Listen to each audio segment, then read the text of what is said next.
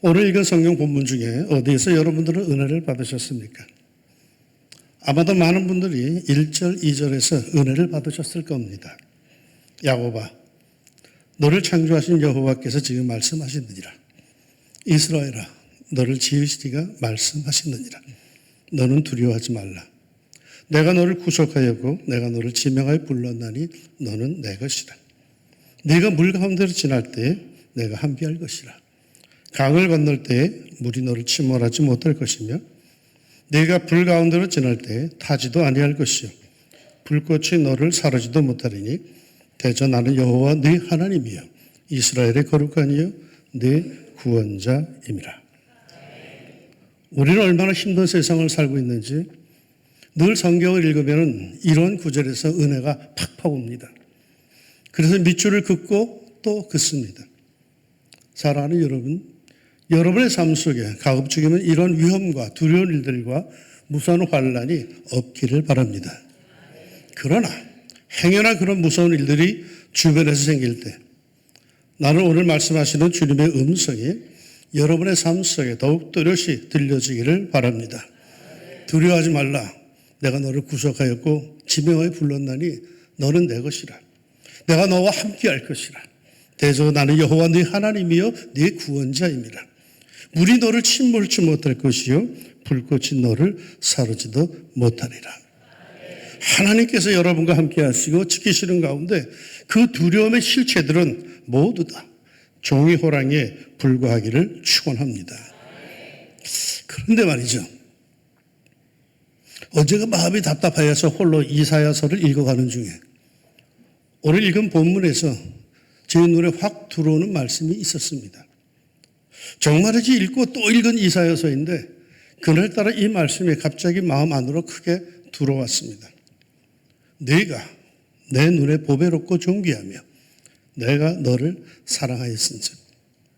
전에는 언제나 앞에 1절, 2절의 말씀만 눈에 들어오곤 했는데 이번에는 전혀 다른 4절의 말씀이 제 눈에 확대되더니 마음속으로 쑥 들어왔습니다. 무슨 의미가 있는 걸까요? 우리 성경은 조금 애매한 데가 있어서 히브리어 원어 성경과 영어 성경을 보았더니 이렇게 되어 있습니다. 내가 내 눈에 보배롭고 존귀하며 이 문장과 내가 너를 사랑하였은즉 이 문장 사이에 단어 하나가 들어가 있는데 영어 단어 because였습니다. 즉 내가 내 눈에 보배롭고 존귀한데 왜냐하면 내가 너를 사랑하였기 때문이다. 제가 카투사 군인 시절에 부산 서면의 하예리아 부대 병원에서 근무했습니다. 그 시절에 제가 미군들에게서 인기가 좀 있었습니다. 엘비스 프레슬리의 노래를 잘 부른다고 날 보고 양비스 프레슬리라고 부르면서 좋아했습니다. 유난히 흑인 병사들이 아주 날 좋아했는데 아마도 외모가 좀 비슷해서 시커매서 그랬던 것 같아요. 오늘 아주 가까이 지내는 톨리라고 하는 한 흑인 병사가 제게 다가오더니 미국 본토에 있는 자기 애인의 미모를 보라면서 사진 한 장을 보여줍니다. 얼마나 이쁘길래 그러는가 싶어서 봤는데 좀 미안한 표현이지만 제가 보기엔 이건 거의 오랑우탄과 비슷한 수준의 얼굴이었어요. 이건 인종차별이 아닙니다. 그렇죠? 그런데 이 녀석은 얼마나 예쁜지 모르겠다고 아주 자랑을 합니다. 왜 이렇게 예쁘게 보이는 걸까요? 내 안에 사랑이 마음이 가득하면 모든 것이 다 사랑스럽습니다. 환경은 전혀 바뀌지 않았어도 내 안에 이 사랑이 차오르면 모든 것은 사랑스럽습니다. 반면에 내 안에 미움이 가득하면 모든 것이 다 불만족스럽고 싫습니다. 이 세상을 가장 신선하고 긍정적으로 바라보는 사람들이 누군지 아시죠? 사랑에 빠진 사람들, 막 결혼한 신혼부부들입니다. 사랑에 푹 빠진 사람들은 웬만한 것들은 다 긍정적으로 넘어갑니다. 세상이 이토록 사랑스러운가 노래를 하죠. 그러나 실현당한 사람들, 세상이 어둡고 무섭습니다. 심지어 살고프지도 않습니다. 그래서 종종 자살하는 사람들도 나오죠. 흉폭해지는 사람들도 있습니다. 헤어지자고 했다고 해서 칼로 상대방을 살해하는 그러한 세상입니다. 실현당한 떡에서 멀쩡하게 날아가는 비행기 문을 열어젖혀서 애꿎은 사람들을 공포에 떨게 하는 세상입니다. 우리들의 마음에 사랑 대신에 미움이 들어가면 세상은 단번에 달라집니다. 미운 사람들은 왜 생기는 걸까요? 모두 다 나름대로 이유가 있습니다. 그래서 미워집니다. 그런데 말이죠. 이거 해결하려면은 그런 이유, 원인들만 찾아서는 결코 해결이 안 됩니다. 자기 주장만 하고 자기 이유만 들이대서는 결코 해결이 안 됩니다. 더군다나 설득에 의해서는 더더욱 안 됩니다. 아이들은 모르지만 나이 들은 사람들, 이른바 어른들은 결코 말로 해서 변하지 않습니다. 이미 굳어질 대로 굳어졌기에 변화되지 못합니다. 결혼하고부터 부부가 싸우는 이유는 상대방을 자기의 뜻대로 바꿔보려고 변화시켜보려고 하기에 싸웁니다. 그러나 어느 순간에 그것을 포기할 때 그 부부에게는 평화가 마침내 찾아듭니다. 여러분, 성인들은 변화 못 시켜요. 자기가 스스로 변화되기 전에는 결코 억지로 강제로 남이 다른 사람에 의해서 변화 안 돼요. 성령의 큰 감동이 오기 전에는 그야말로 절망적인 병으로 죽었다가 살아나기 전에는 결코 사람의 논리와 설득으로는 변화시키기 어렵습니다. 인간관계에서 누구로부터 상처를 받고 그 사람의 잘못으로 인해서 아픔을 당했을 때에 그것을 상대방에게 아무리 설명해도 상대방은 말이죠, 동의해 주지를 않아요. 인식하지도 못합니다. 서로 따지고 따져봐야 수긍하지 않습니다. 거기에는 해결책이 없습니다. 이땐 다른 길 없어요. 예전에 좋은 생각들, 감정들, 추억들을 살려내야 합니다. 내 안의 미움과 증오의 감정보다 그 좋았던 시절, 그 감성들을 더욱 키워내야 합니다. 그러면서 서서히라도 내 안에 사랑을 회복해야 합니다. 그리하면 상대방이 드디어 보배롭고 존귀하게 보이기 시작합니다. 바라건대 우리들이 서로를 바라보는 눈과 마음에 이러한 사랑이 가득하기를 바랍니다. 그래야 서로가 보배롭고 존귀하게 보이는 사랑이 충만한 역사가 꼭 있기를 소망합니다. 그런데 말이죠, 이 말씀이 왜 갑자기 제 마음속에 들어왔을까요? 수도 셀 수 없을 만큼 읽고 또 읽은 말씀이었는데 왜 하필 그때 굳이 이 말씀이 제게 들어왔을까요? 나에게는 읽고 또 읽고 낡아서 바꾼 성경책들이 여러 권이 있는데 그 성경책들을 다 뒤적여 봐도 이 부분, 이 이사야서 43장에서 밑줄이 쫙 꺼진 부분은 1절로 3절 초반부까지 뿐입니다. 단 한 번도 4절에 밑줄이 그어진 게 없습니다. 그런데 왜 갑자기 이 부분이 나에게 찾아왔을까? 이 말씀을 읽을 당시 나는 나 자신이 못마땅했고 무능한 나 자신에게 낙심이 되어서 주저앉아 있었습니다. 야, 양 목사, 너 이거밖에 안 되냐 하는 자괴감과 자책감으로 매우 침울하고 답답한 때를 보내고 있었습니다. 그런데 주님께서 이런 나를 보시고 하시는 말씀이 네가 내 눈에 보배롭고 존귀하며 하십니다. 네가 말이야, 네가 내 눈에 말이요 보배롭고 존귀하며. 이런 기가 막힐 일이 사실 어디 있습니까? 나는 나 자신을 이렇게 한심하게 보고 있는데 주님은 이런 나를 보배롭고 존귀하게 보고 계시다며 나를 사랑하신다고 하십니다. 세상에 말이에요. 이 놀라운 감동에 정신이 나서 다시 본문을 깊이 들여다보았습니다. 오늘 말씀을 이해함에 있어서 우리가 유의해야 할 것은 이사야가 이렇게 대언하고 있는 말씀의 배경입니다. 즉, 이 말씀을 받는 이스라엘의 형편 말입니다. 이 놀라운 하나님의 사랑을 고백을 듣고 있는 이스라엘 백성들의 형편은 어떠했을까요? 그들은 하나님께 불순종하고 범죄하였습니다. 그리고 징계를 당하여서 나라를 잃고 세계에 쫙 흩어진 때입니다. 그러니 그들이 뭐 잘한 게 있겠습니까? 얻어맞아도 싸다고 여겨지는 그러한 때, 매맞고 흩어져 버린 그들을 향하여, 망해버린 그들을 향하여 하나님께서 이렇게 말씀하시는 겁니다.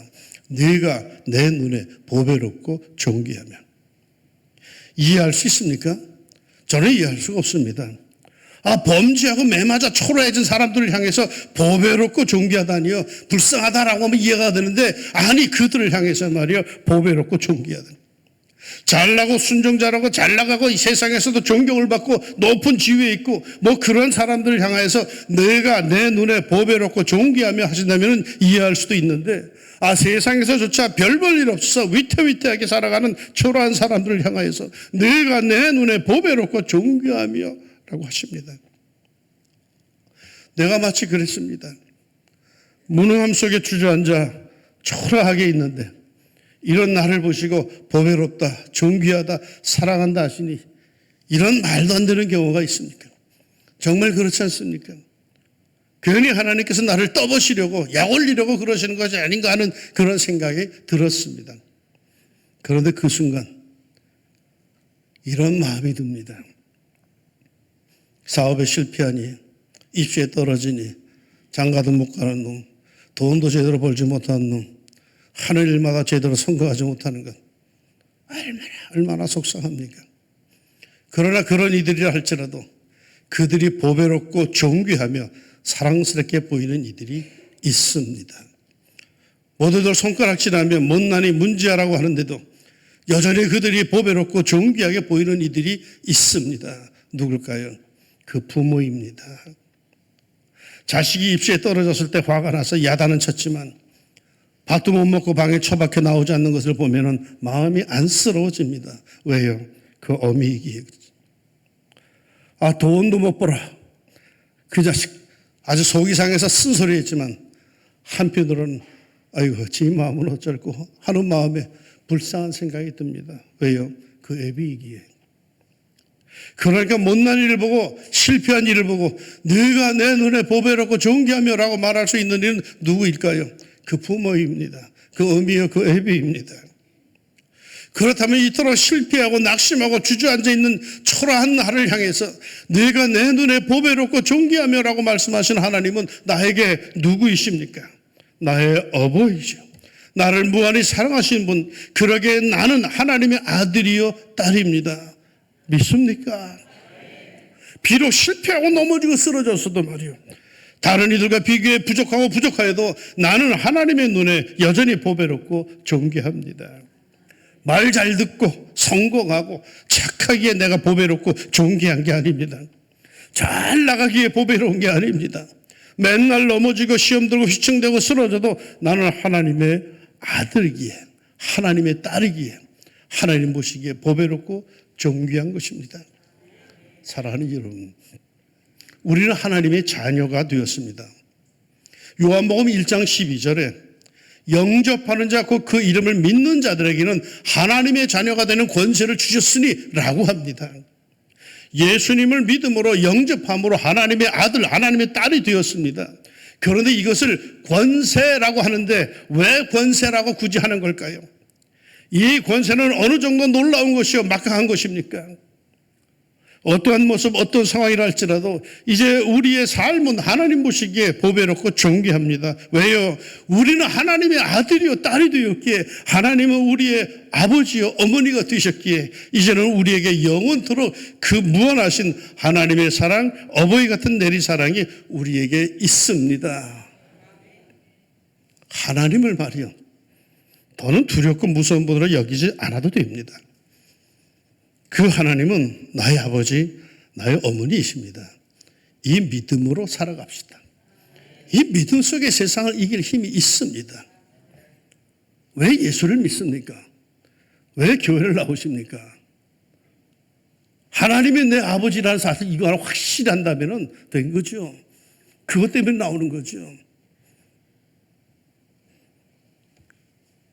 우리 아버지, 돌아가신 우리 아버지, 제 기억 속에 교회만 오시면 조는 게 아니라 주무셨어요. 우리 어머니가 그 옆에 앉아있다가 자꾸 집에 가서 싸워요. 이놈의 영감. 아니 교회에서 창피하게 자꾸 왜 줘라. 아니 조는 게 뭐야. 자. 그러니까 우리 아버지가 그때 그러시더라고요. 아니 하나님의 아들이 아버지 집에 가서 마음이 편해서 좀 자는데 그게 뭐 그렇게 잘못됐나. 우리 아버지가 그런 배짱을 살았어. 그런데 말이죠. 여러분 노년 말년에 세상 떠나실 때 제 기억에 아직도 권사이신 우리 엄마보다 서리 집사도 안 된 우리 아버지가 더 편안하게 하나님의 품에 안기시더라고. 더 편안하게. 직분 못 받았어도 이분은 자신이 하나님의 아들임을 확신하고 있더라고. 내 아버지.